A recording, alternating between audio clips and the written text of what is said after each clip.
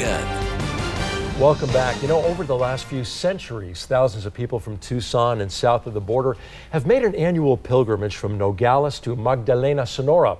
And this is a walk of about 100 kilometers, or about 62 miles. Long walk, and with a camera in hand, our own Paul Cicala also made the trek.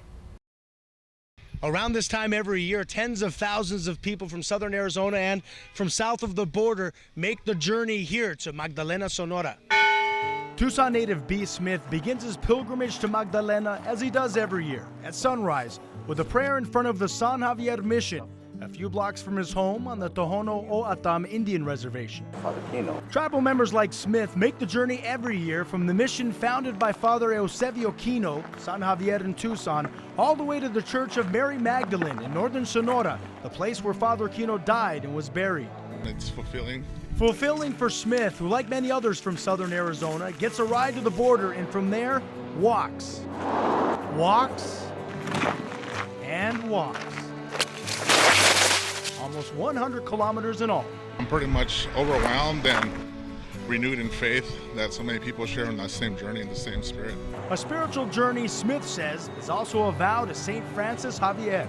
It's a lifelong commitment to make the trip on foot, on horseback, or even on bicycle. It's a hobby, it's a sport for us. Educational. So much so, with a camera in hand, I too was inspired to experience the long walk from the border to Magdalena.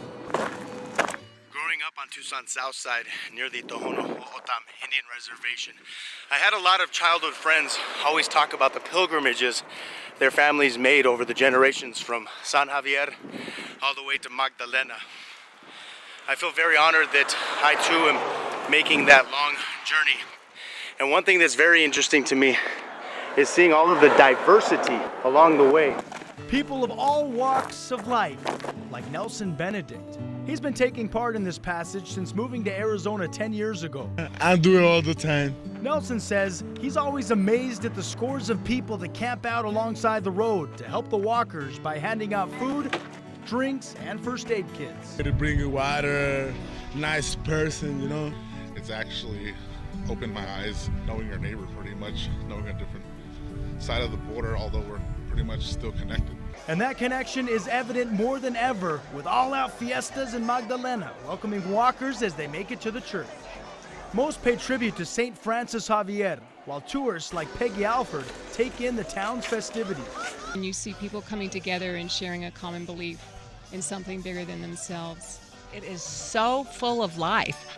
Life, faith, and people celebrating in Magdalena. I've traveled all through Mexico, and I encourage other Americans to come down.